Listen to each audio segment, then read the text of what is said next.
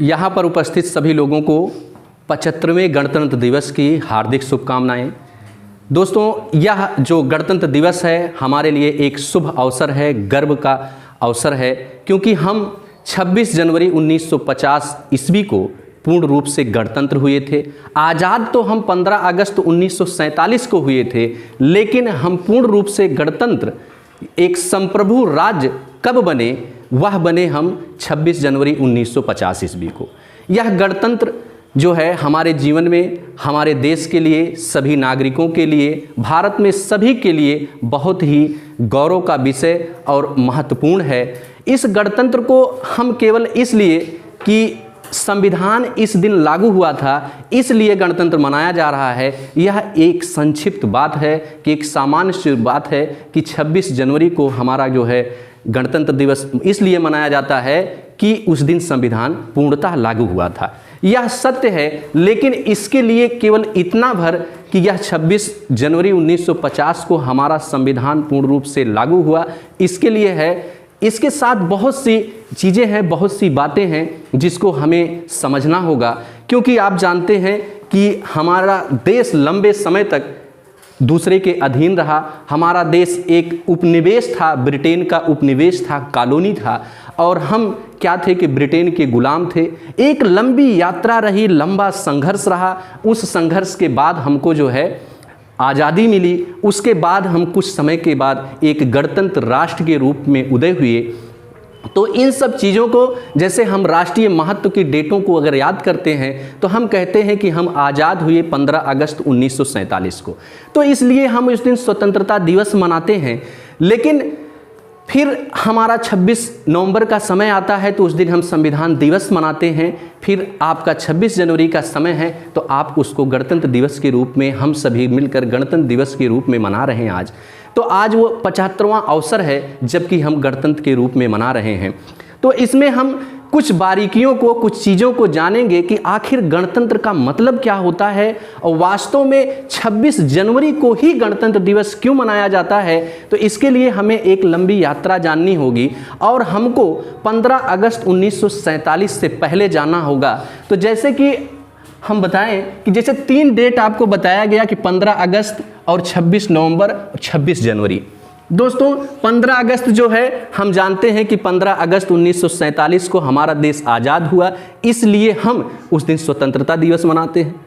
लेकिन साथ में यह भी जानना होगा कि अगर 15 अगस्त 1947 को स्वतंत्रता दिवस मनाया जा रहा था, उससे पहले हम पराधीन थे, तो हम किस रूप में थे, और उसके लिए हम कुछ जैसे राज्यों के कुछ स्वरूप होते हैं, उन स्वरूप को जाना जाएगा। फिर अंततः हम मामले पे पहुंचेंगे कि आखिर वास्तविक रूप से 26 जनवरी को ही हमारा गणतंत्र क्यों मनाया जाता है, इसके बारे में जानेंगे। तो इसमें सबसे पहले हम जानते हैं कि 15 अगस्त 1947 को देश आज़ाद हुआ। उससे पहले की क्या स्थिति थी, तो उससे पहले किसी राज्य की क्या स्थिति हो सकती है। कोई भी राज्य होगा, एक चीज़ और स्पष्ट रूप से जान लीजिए, संवैधानिक भाषा में, पॉलिटी में, राज्य व्यवस्था के अंतर्गत जहाँ भी राज्य शब्द का प्रयोग किया जाता है तो उसका मतलब ये है कि राज्य यानी स्टेट, वहाँ देश से उसका मतलब होता है, उसका एक स्टेट से मतलब नहीं होता है। तो यहाँ राज्य का मतलब ये है कि एक देश की बात है। तो जैसे पहले दिया गया है उपनिवेश यानी कॉलोनी, कॉलोनी की बात वहां होती है, उपनिवेश जब कोई एक देश, जैसे मान लीजिए कोई देश ए है यानी ए स्टेट है, स्टेट ए है, एक स्टेट ए है, एक स्टेट बी है, 2 स्टेट हैं। दोनों स्टेटों में ये जो स्टेट है ये क्या है कि पावरफुल है, ये पावरफुल है, और ये क्या है, कमज़ोर है। और कम इस रूप में आप जान सकते हैं कि जैसे मान लीजिए कि जो ए स्टेट है यह ब्रिटेन है और जो बी स्टेट है वो क्या है कि भारत है। ऐसे में आप जानिए कि उपनिवेश क्या होता है। उपनिवेश के अंतर्गत जैसे आप जानते हैं कि भारत जो है वो ब्रिटेन का क्या था, उपनिवेश था। उपनिवेश का मतलब ये है कि भारत को एक उन्होंने अपनी कॉलोनी के रूप में डेवलप किया था, यानी उनका आधिपत्य था, सारे काम सारी व्यवस्थाएं वो देखते थे, उनके अनुसार हमको चलना होता था, क्योंकि राष्ट्र हमारा था, सब कुछ हमारा था, देश के लोग सब कुछ हमारे थे, लेकिन हमारे ऊपर जो शासन करने वाली सत्ता थी वह विदेशी थी, और वह विदेशी ब्रिटेन थे। ब्रिटेन हमको क्या करते थे, उपनिवेश के रूप में इस्तेमाल कर रहे थे और हमको परतंत्र बनाए हुए थे। तो जो इसमें समझेंगे, यानी जो उपनिवेश राज्य होंगे, उपनिवेशित राज्य जो होंगे, वो राज्य ऐसे होते हैं जिन पे किसी एक बड़ी सत्ता का क्या होता है, पूर्ण रूप से अधिकार होता है, उसको हम उपनिवेश कहेंगे, कॉलोनी कहेंगे किसी राष्ट्र का। अब हम दूसरे रूप में जानेंगे कि आखिर जो है ये संरक्षित राज्य क्या होगा, यानी कि प्रोटेक्टरेट क्या होगा। प्रोटेक्टरेट कंट्री या प्रोटेक्टरेट स्टेट, जैसे हमने कहा संविधानिक भाषा में स्टेट यानी कि स्टेट का मतलब एक देश से है, तो यहाँ प्रोटेक्टरेट यानी कि संरक्षित राज्य किसको कहा जाएगा। भारत क्या था, फिर हम अंत में आएंगे। संरक्षित राज्य का मतलब यहाँ ये है कि ऐसा राज्य जो कि एक तरह से आप देखेंगे स्वतंत्र तो है, लेकिन वह बाहरी स्वतंत्रता उसको नहीं मिली हुई है। जैसे आप जान सकते हैं कि अगर कोई संरक्षित राज्य है तो वह संरक्षित राज्य अपनी सरकार चलाने, अपनी देश के अंदर व्यवस्था चलाने, सारी चीजों के लिए स्वतंत्र है। लेकिन अगर कोई विदेशी मामला है, उसकी सुरक्षा का मामला है, संचार का मामला है, तो वह क्या करेगा, जो पावरफुल स्टेट है यानी जो ए है उसके कंट्रोल में होगा। जैसे आप एग्जाम्पल देखें, अगर भारत में ही, हमारे भारत में सिक्किम राज्य, आप जानते हैं कि सिक्किम राज्य को कैसे मिलाया गया, तो आप जानते हैं कि 1975 ईस्वी में क्या हुआ कि सिक्किम राज्य हमारे राष्ट्र का अंग बना। इससे पहले आप 74 में जानते हैं कि 35वें संविधान संशोधन द्वारा क्या किया गया था, सिक्किम राज्य को एक संरक्षित राज्य बनाया गया था, यानी उसको भारत का प्रोटेक्शन यानी प्रोटेक्टरेट राज्य था, उसको भारत की संरक्षा प्राप्त थी, उसको वो भारत का अंग था, लेकिन उसकी अपनी सत्ता थी, अपनी व्यवस्था थी, उसमें भारत हस्तक्षेप नहीं कर सकता था, लेकिन उसकी सुरक्षा व्यवस्था यानी उसको अपनी सेना रखने की जरूरत नहीं होगी। कोई भी राज्य हो सकता है, तो हम उदाहरण के तौर पे ले रहे हैं सिक्किम को। कोई भी देश भी अगर है, तो कोई देश है तो वह जो है, अगर वो प्रोटेक्टरेट राज्य है यानी संरक्षित राज्य है, तो वह क्या होगा, किसी दूसरे राज्य के अधीन नहीं होगा, लेकिन उसकी विदेशी सत्ता, उसका जो है सुरक्षा यानी सेना रखने की आवश्यकता नहीं होगी, क्योंकि जिस राज्य के अधीन रहेगा, प्रोटेक्टरेट जिससे मिल रहा है, तो ये राज्य क्या, मान लीजिए संरक्षित राज्य के रूप में भी है, तो ये राज्य क्या करेगा, उसको सुरक्षा प्रदान करेगा, उसकी सेना उस राज्य को रखनी नहीं होगी, वो व्यवस्था वो देखेगा। विदेश से संबंधित कोई व्यवस्था है तो उसको वह देखेगा, उसको देखने की जरूरत नहीं है। यानी एक तरह से यह जो है संरक्षित राज्य जो होगा, सुरक्षित तो होगा, स्वतंत्र होगा, लेकिन बाह्य स्वतंत्रता उसके पास नहीं होगी। अब हम देखते हैं कि ये दो उपनिवेश राज्य, संरक्षित राज्य के बाद डोमिनियन राज्य क्या है। जैसे आप जानेंगे, हमारे देश में जब आज़ादी की लड़ाई चल रही थी, तो हमारे बहुत से जो है बड़े नेता, बहुत से जो स्वतंत्रता सेनानी थे, वो मांग कर रहे थे अगर हमको डोमिनियन स्टेट भी बना दिया जाए तब भी हमको ठीक है, हम इतने से ही मान जाएंगे। लेकिन आप जानते हैं बाल गंगाधर तिलक जैसे लोगों ने कहा था कि हमको पूर्ण स्वराज्य चाहिए, और ये स्वराज्य हमारा क्या है, जन्म सिद्ध अधिकार है, इसको हम लड़के लेंगे, हर हाल में लेंगे, यानी हमको पूर्ण स्वराज्य चाहिए। तो आखिर पूर्ण स्वराज्य और स्वराज्य में अंतर क्या है, तो जैसे बताएंगे डोमिनियन स्टेट।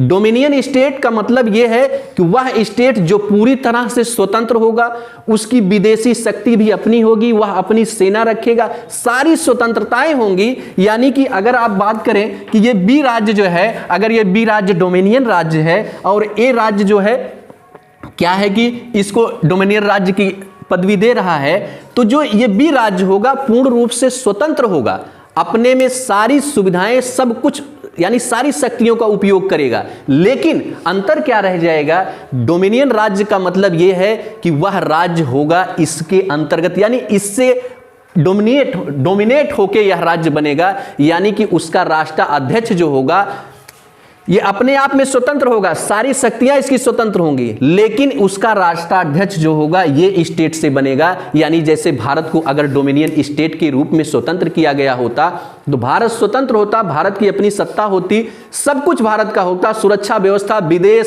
सब कुछ उसका अपना होता। लेकिन जो राष्ट्राध्यक्ष होगा वो ब्रिटेन का होगा, यानी ब्रिटेन का जो सम्राट होता वह क्या होगा, भारत का भी सम्राट होता अगर डोमिनियन स्टेट में। जैसे आप जान लें कि जैसे ताइवान है, आप देख रहे हैं हांगकांग है, तो चाइना कहता है ये मेरे डोमिनियन स्टेट है। अभी लड़ाई चल रही है, बात चल रहा था जैसे थाईलैंड में, इस समय हांगकांग में, ताइवान में, तो ताइवान अपने में स्वतंत्र है, डोमिनियन स्टेट है, उसका चाइना से कोई लेना देना नहीं, लेकिन यह माना जाता है कि वो डोमिनियन स्टेट है, उसका राष्ट्राध्यक्ष कौन होगा, जो चाइना का राष्ट्राध्यक्ष है, तो ये होगा। तो ये तीसरा रूप देखें। चौथा रूप है संप्रभु राज्य। संप्रभु राज्य अब किसको कहा जाएगा, इसको जानेंगे। संप्रभु, जैसे हम जानते हैं कि 15 अगस्त 1947 से पहले हम क्या थे, परतंत्र थे, यानी हमारे पास राज्य के चारों अंगों में से 3 अंग हमारे पास था।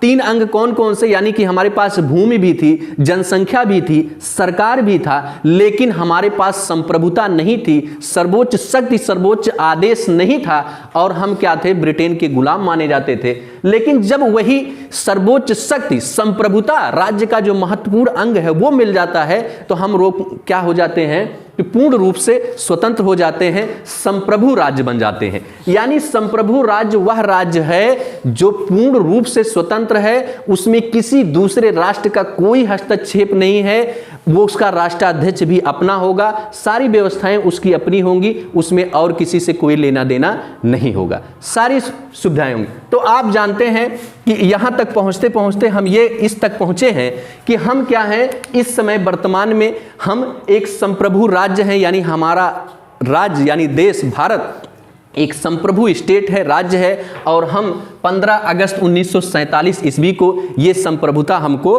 प्राप्त हो गई थी। अब हम इसमें देखेंगे, तो ये चीज़ों को देखा आप, अब हम ये देखेंगे कि आखिर 15 अगस्त 1947 को तो हम आज़ाद हो गए, 15 अगस्त 1947 ईस्वी को आज़ाद हो गए। तो हम ये देखेंगे 15 अगस्त 1947 से 50 कर देते हैं डायरेक्ट, उसमें फिर से देखेंगे। तो 1950 तक की यात्रा, 15 अगस्त 1900 से उसकी यात्रा देखेंगे। तो इसमें हमको यह देखना होगा कि आखिर हम कई चीज़ों को, तो पहला यह है कि 1947 से पहले भारत की स्थिति क्या थी। तो आप कहेंगे 1947 से पहले भारत की स्थिति एक उपनिवेश के रूप में थी। भारत क्या था, ब्रिटेन का उपनिवेश था 15 अगस्त 1947 ईस्वी को। फिर आप जानेंगे कि होता क्या है कि 15 अगस्त 1947 को जब देश आज़ाद होता है, उससे पहले आप जानते हैं कि ब्रिटेन में भारतीय स्वतंत्रता के लिए क्या होता है कि 18 जुलाई 1947 ईस्वी को क्या होता है कि भारतीय स्वतंत्रता अधिनियम पारित होता है। भारत को कैसे, जैसे आप जानते हैं कोई भी अधिनियम है, अगर कोई अधिनियम है तो जाहिर सी बात है किसी पार्लियामेंट में वो पारित होगा, जैसे कॉमन हाउस में। तो ब्रिटेन की पार्लियामेंट ने क्या किया कि 18 जुलाई को, जैसे हमारे यहाँ कोई कानून बनता है तो राज्यसभा, लोकसभा, उसके बाद राष्ट्रपति का जब हस्ताक्षर हो जाता है तो वह कानून बन जाता है। उसी तरह से भारत को स्वतंत्र करने के लिए 18 जुलाई 1947 ईस्वी को क्या किया गया, भारतीय स्वतंत्रता अधिनियम ब्रिटेन की पार्लियामेंट में पारित हुआ। ब्रिटेन की पार्लियामेंट में पारित हुआ, लेकिन आप जानेंगे कि यह लागू कब होता है, तो आप देखेंगे 15 अगस्त को लागू हो रहा है। इसके लिए क्यों, जैसे आप जानते हैं कोई भी अधिनियम बनता है, अधिनियम को लागू करने के लिए एक डेट तय की जाती है। उसी तरह से ब्रिटेन की पार्लियामेंट ने भारत को स्वतंत्रता कब दे दी, तो 18 जुलाई 1947 को वहां कानून बन गया कि भारत स्वतंत्र हो गया। लेकिन उन्होंने अपॉइंटमेंट डेट जो दी, यानी कि भारतीय स्वतंत्रता अधिनियम लागू होने की जो डेट दी, उन्होंने दिया कि वह 15 अगस्त 1947 को, है ना। इस तरह से 15 अगस्त 1947 को क्या करते हैं कि ये देश हमारे देश को स्वतंत्रता देते हैं। इसके बाद इस हम 47 से 50 की जो यात्रा देख रहे हैं, इसमें क्या होता है कि संविधान का निर्माण होता है। पहली चीज तो संविधान का गठन होता है। संविधान का गठन होता है, आप जानते हैं कि 1946 में नवंबर में क्या होता है, संविधान का गठन होता है। संविधान का पहले चुनाव होता है, संविधान सभा का चुनाव होता है। उसके बाद क्या किया जाता है, संविधान का गठन होता है ना। 9 दिसंबर 1946 ईस्वी को संविधान सभा का गठन होता है। ये अलग विषय है, फिर कभी देखा जाएगा संविधान का गठन। फिर देखेंगे संविधान का निर्माण।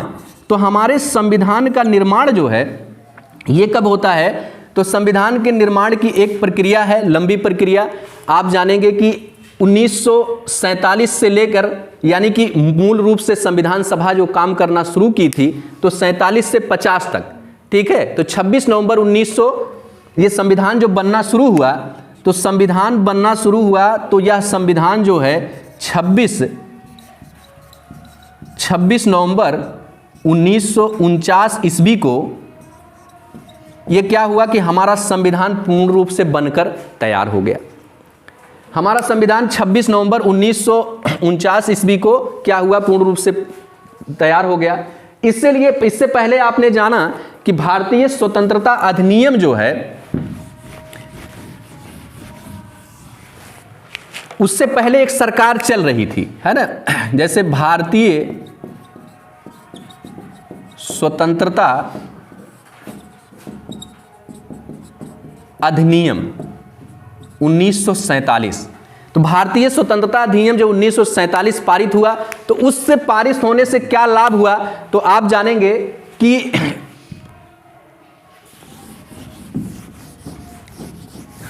देखिए इस अधिनियम में एक बहुत ही इंपॉर्टेंट है, क्योंकि इस अधिनियम से भारत को स्वतंत्रता मिल रही है।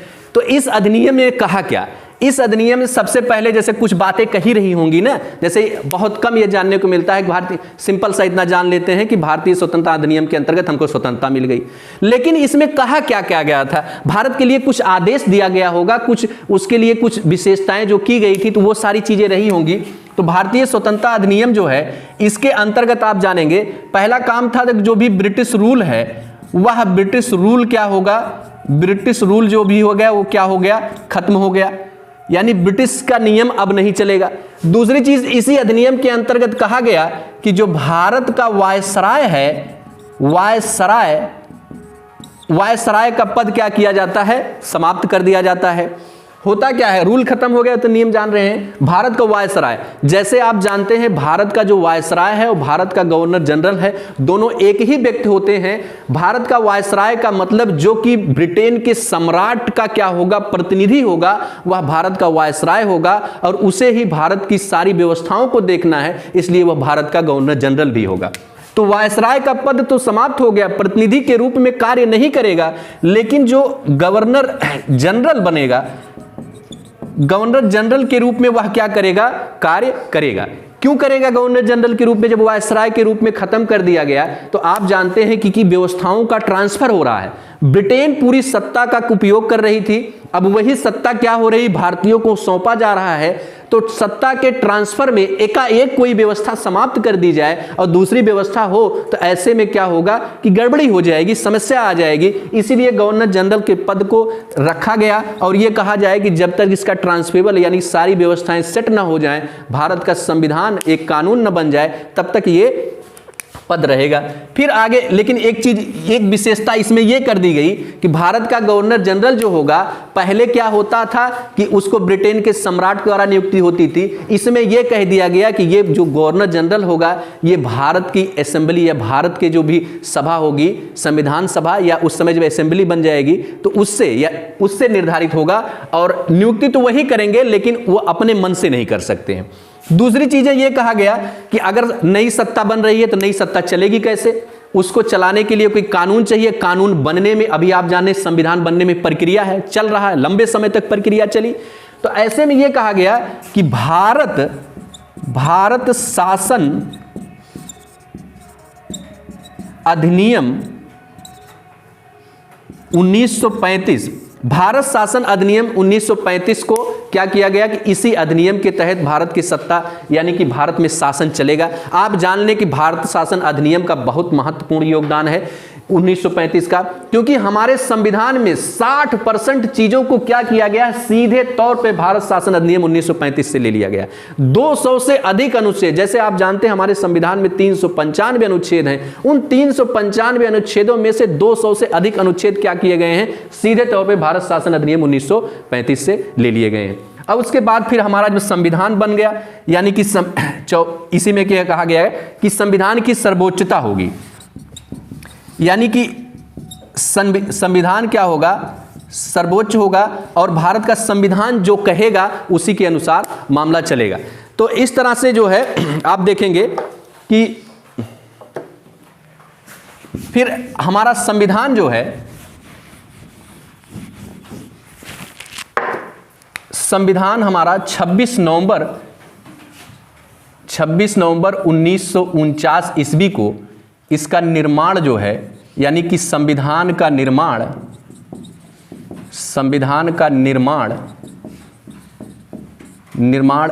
पूर्ण होता है। ठीक है, हमारे संविधान का निर्माण 26 जनवरी 1949 ईस्वी को पूर्ण होता है। इसीलिए इस दिन क्या होता है, संविधान दिवस मनाया जाता है। यानी हमारा संविधान बन के तैयार है, हम पूर्ण रूप से गणतंत्र होने की स्थिति में है, लेकिन फिर भी क्या किया जाता है, आप जानेंगे कि 26 नवंबर को हमारा संविधान लागू जब होता है, आप जानेंगे इसके लिए आप जब अनुच्छेद 394 पढ़ेंगे तो 394 कहा गया है कि हमारा संविधान लागू कैसे होगा, तो उसके लिए कहा गया है अनुच्छेद 394 में कि हमारा संविधान पूर्ण रूप से लागू होगा 26 जनवरी 1950 को। तो 26 जनवरी 1950 को संविधान लागू होगा, लेकिन हमारा संविधान जो है 26 नवंबर 1949 को ही पूर्ण रूप से तैयार हो गया था। और आप जानेंगे उस दिन संक्षिप्त रूप से हमारे संविधान को लागू भी कर दिया गया। जैसे लागू करने की प्रक्रिया में इतने 395 अनुच्छेदों में से 14-15 अनुच्छेद को लागू कर दिया गया। उसमें जैसे नागरिकता वाली बात है, नागरिकता को लागू कर दिया गया। उसमें तुरंत चुनाव होने थे तो चुनाव से संबंधित मामला लागू कर दिया। और उसके बाद जो है जो आंतरिक संक्रमण, अंतरिम सरकार, इससे संबंधित मामलों को क्या किया गया, लागू कर लिया। अब यहां प्रश्न ये उठता है, जब सारी व्यवस्था ठीक थी, 26 नवंबर 1949 ईस्वी को संविधान तैयार था, तो 26 जनवरी 1950 ईस्वी तक इंतजार करने की क्या आवश्यकता है। तो इसके लिए आप इसके आखिर क्यों किया गया, इसके लिए आपको चलना होगा कि आप जानेंगे कि 1929 ईस्वी में लाहौर का अधिवेशन हुआ था।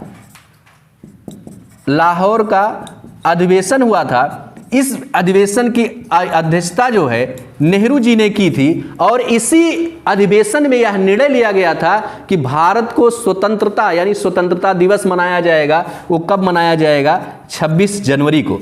आप जानेंगे कि इस 26 जनवरी को क्या किया गया कि स्वतंत्रता दिवस के रूप में 1930 ईस्वी में पहली बार मनाया गया था। इस तिथि को यादगार बनाने के लिए क्या किया गया कि 26 जनवरी 1950 तक का इंतजार किया गया। अब प्रश्न ये उठता है कि संविधान तैयार था तो उसमें विलंब करने के लिए किसी डेट के लिए क्यों, क्या जरूरी था। तो आप जानेंगे इसी तरह हम ही नहीं, दुनिया के बहुत से देशों ने, सबसे ताकतवर देश जो अमेरिका है, अमेरिका ने भी अपनी 18 जुलाई को अपना स्वतंत्रता दिवस मनाता है। तो उसने भी क्या किया था कि आप वो जो डेट रखी थी, क्योंकि स्वतंत्रता उसको 18 जुलाई को नहीं मिला था, उसको स्वतंत्रता अन्य डेटों पे मिला, लेकिन उन्होंने पिछले 15 सालों से वो लोग संघर्ष करते आ रहे थे। 18 जुलाई को संघर्ष के रूप में, उस यादगार के रूप में स्वतंत्रता दिवस मना रहे थे, उस तिथि को याद करने के लिए, क्योंकि हमारे जीवन में हमारे लिए जो भी संघर्ष किए हैं लोग, उनको याद करना, उनके किए गए संघर्षों को हृदयंगम करना हमारा कर्तव्य है। इसको ध्यान में रखते हुए जैसे अमेरिका ने किया था, उसी तरह भारत ने भी क्या किया कि उस 26 जनवरी को जो लाहौर अधिवेशन में तय किया गया था, उस तिथि को यादगार बनाने के लिए पूरे संविधान को क्या किया गया, गणतंत्र के रूप में, यानी कि संविधान हमारा 26 जनवरी 1950 को लागू होता है और संपूर्ण जो सत्ता होती है वो जनता में निहित हो जाती है। क्योंकि अब यहां जानेंगे हम गणतंत्र का मतलब। पहले, इससे पहले आपको बताया गया डोमिनियन स्टेट, उपनिवेश आप जाने, तो आप जानेंगे भारत 1947 से 1950 तक, 26 जनवरी 1950 तक डोमिनियन स्टेट था। स्वतंत्र तो था, लेकिन उसका सम्राट कौन था? ब्रिटेन था। लेकिन जब 26 जनवरी 1950 को हमारा संविधान पूर्ण रूप से लागू हो गया, तो हमारा संविधान लागू होते ही हम पूर्ण रूप से गणतंत्र हो गए, संपूर्ण संप्रभुता भारत में निहित हो गई और हमारा कोई भी राष्ट्राध्यक्ष दूसरा नहीं, सारी शक्तियां हमारे भारत के अंदर निहित हो गई। और इस तरह से हमारा गणतंत्र जो है 26 जनवरी को 1950 को मनाया जाने लगा। साथ ही इसके लिए और भी चीजें इंपॉर्टेंट हैं। आप जानेंगे कि गणतंत्र का मतलब क्या होगा। जैसे लोकतंत्र की बात की जाती है, लोकतंत्र जनता का शासन, गणतंत्र भी जनता का शासन है, दोनों में जनता का शासन है। जनता का शासन का मतलब सर्वोच्च शक्ति जनता में निहित है। हमारा संविधान सर्वोच्च है, लेकिन हमारा संविधान ही कहता है कि सर्वोच्च शक्ति जनता में निहित है। यह जनता क्या कर सकती है? गण जो है ये क्या कर सकते हैं कि कोई भी सत्ता है तो उसको बदल सकते हैं, उसके स्वरूप को बदल सकते हैं। कोई भी सत्ता आज है, उसका परिवर्तन हो सकता है। सारी शक्ति क्या है? जनता में निहित है। तो इस तरह से गणतंत्र के स्वरूप में हमको जो है एक, जैसे लोकतंत्र और गणतंत्र के अंतर की बात किया जाए, लोकतंत्र में होता क्या है? वह भी जनता का शासन है, लेकिन जो राष्ट्राध्यक्ष है वो वंशानुगत भी हो सकता है, नहीं भी हो सकता है। लेकिन अगर कोई गणतंत्र है तो गणतंत्र में हर व्यक्ति, चाहे वो राष्ट्राध्यक्ष हो, चाहे वो राष्ट्रपति हो, चाहे प्रधानमंत्री, कोई भी व्यक्ति है तो वह जनता द्वारा चुना जाना होना चाहिए और जनता ही उसका चुनती है। यानी सारी शक्ति किसमें निहित हो जाती है? जनता में निहित हो जाती है। और जनता ही अपने लिए शासन करने के लिए, अपने पर शासन करने के लिए एक तंत्र का, एक सरकारी तंत्र का निर्माण करती है, जिसके 3 अंग आप जानते हैं कि कार्यपालिका, विधायिका और न्यायपालिका के रूप में तंत्रों का निर्माण होता है। और इसलिए इसी चीज को, इसको मिलाकर हम जनता की सर्वोच्च शक्ति, जनता द्वारा अपने पर शासन के लिए बनाए गए तंत्र यानी सरकारी जाल, दोनों को मिलाकर यह बनता है हमारा गणतंत्र। और इसीलिए हमारा गणतंत्र बहुत इंपॉर्टेंट है, पब्लिक के लिए, सबके लिए, सारी चीजों के लिए। तो गणतंत्र दिवस कि महत्व को हमको जानना होगा। गणतंत्र दिवस केवल हमको एक दिन मना लेने से, एक दिन उसके लिए राष्ट्रगान या सारी चीजें अर्पित कर देने से, झंडा फहरा देने से हम गणतंत्र के मूल कर्तव्य को नहीं समझेंगे। क्योंकि गणतंत्र में सारी शक्ति जब हमारे पास है तो उस शक्ति का उपयोग करना हमको आना चाहिए। और हम इस मुकाम तक कैसे पहुंचे हैं, उन सभी चीजों को क्या होना चाहिए? हृदयंगम करना चाहिए और अपने राष्ट्र के विकास में, देश के विकास में अपने पूर्ण योग से सहयोग करना चाहिए। जैसे गणतंत्र का रूप तभी जाकर साकार हो पाएगा, अन्यथा हमको केवल अपने मनोभाव से एक दिन खुशी मना लेने से हम पूर्ण रूप से गणतंत्र के स्वरूप को साकार नहीं कर पाएंगे। लेकिन जब हम हर व्यक्ति, हर नागरिक अपने गणतंत्र होने के, अपने देश के नागरिक होने के कर्तव्य को समझेगा, तो वह क्या करेगा कि सही रूपों में अपने आप को उपयोग कर पाएगा और देश के विकास में, राष्ट्र के विकास में अपना योगदान दे पाएगा। तो इसी के साथ ही हम अपनी वाणी को विराम देते हैं। आप गणतंत्र के मतलब को समझ पाए होंगे। आपको फिर से एक बार गणतंत्र दिवस की ढेरों सारी शुभकामनाएं। जय हिंद, जय भारत।